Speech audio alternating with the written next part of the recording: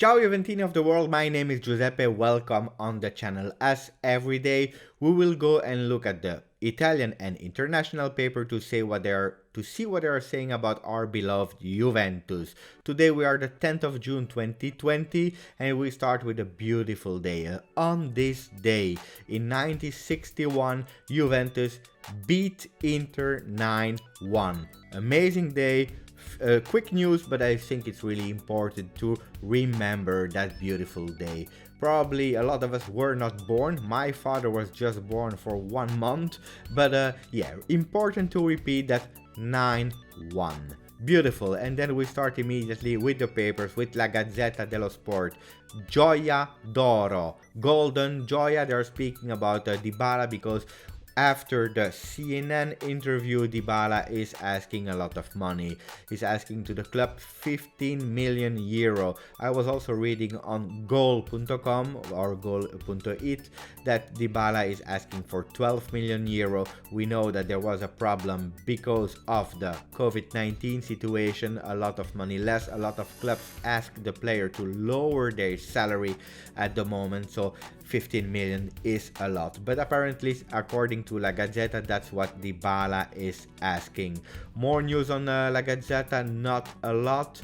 Then we go immediately to TUTTOJPORT, who is also putting Dybala in the front page with the title Nel nome di Floyd, in the name of Floyd, because in the interview of CNN, Dybala was speaking, yes, about his contract extension, but especially about the topic racism that really is important today, but since always. So he's giving his word on that. I explained it always, and again, this is not a political channel. I will not go in detail about that, but Dybala is saying, you know, we are even ready to stop playing football if we see continuously those kind of things that happen in all the stadiums. So, and I can only agree with that.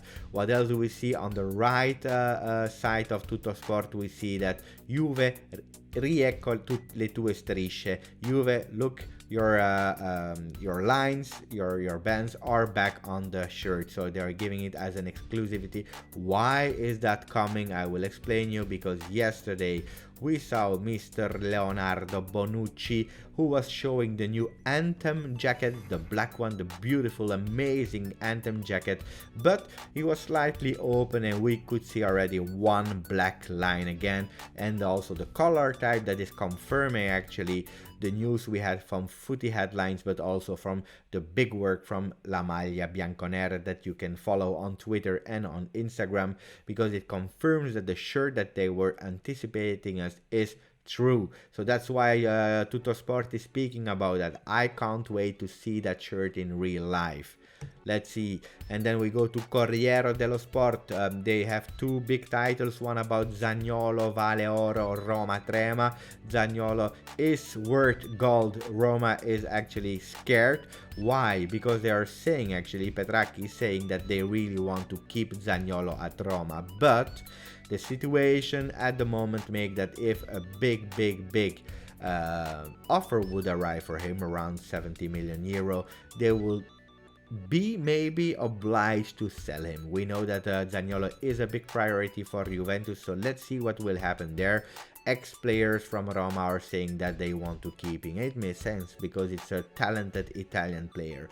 And then focus on Chiellini with non fermateci più, don't stop us anymore. Why are they speaking about that? Not really about Juventus, but Juventus is starting on Friday again with football, and they say don't stop us again. We want to continue until the end of Coppa Italia, Serie A and Champions League. So that's what they are saying in Corriere dello Sport, even repeating the fact that Balotelli, and we have to mention it again, was sent back home yesterday morning after going to the training center of Brescia. The Sun Football, you know, that's my favorite paper. Yesterday, I don't know if you saw the video or not, but that was hilarious because they had everything but football, and when they spoke about football, they were even wrong. But today, they are stating that Manchester United has a plan B, because their plan A is Jadon Sancho. If it's too expensive, if they will not reach their plan A, their plan B is Federico Bernardeschi. I would say yes, if that is possible. Bernardeschi is also linked to Tottenham, because looks like Mourinho is interested in a few players from Juventus. Then we have two more news before ending the video. Tousart, player from Lione, he scored the 1-0 versus us in Champions League. He will not be there for the return game, if a return game will happen, because it's in a month or two. Why? Because he already agreed with his new club in January, Hertha Berlin from Germany, and they will probably not give the green light to keep him at Lyon until August, because they will want to have him as soon as possible. So Tousart is a man that will not be there for Lyon. And then we have the last news, and that's a nice news. Marco Storari, ex-goalkeeper from Juventus. He stayed there 5 years, even if a lot of people see him as a Milan icon. The guy is a Juventus fan. He is, and he will always stay. Yesterday he was walking in the streets of Italy with the Juventus mask on that you can find also online. So great to see that, and a lot of talks are saying that Marco Sturaro, sorry, no, not Sturaro, not Stefano Sturaro, but Marco Storari can be entering the management really soon at Juventus. I like that. I like players that have really a commitment with the cause, that love Juventus. Looks like it's also a really smart man. So why not? I'm really happy to see those kind of figure again in our team. So those were the news of today. Not big news. I'm really happy that we can focus again on football really soon. A few transfer rumors, a few players that are happy or are not. But please, if you like the video, subscribe to the channel, spread the word with the English-speaking Juventus community. Put some comments, put some like. Thank you. Forza Juve.